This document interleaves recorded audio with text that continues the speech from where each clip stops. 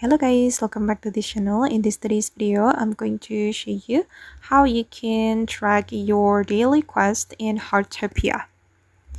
Okay, let's get into it guys. In the Heartopia game, every day you will get a new quest that you can complete, and this game actually is about completing the quest. And I'm going to show you guys how you can track the daily quest. You can go to this menu and you will see your daily quests. Okay, I have 5 quests for today, and I've already completed them all. Okay, if you want to start the quest, don't forget to accept the quest, and then the quest will be started.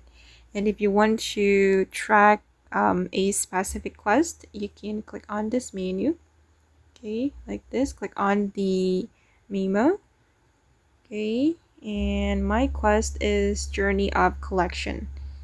Okay, if you want to track the quest, you can click on track quest and it will appear on your screen. If you stop tracking, it will disappear like this, but you can click on the memo and click on start tracking. Okay guys, and that's how you can track your daily quest in Heartopia game. I hope this video will be useful for you. Thank you so much for watching, and bye.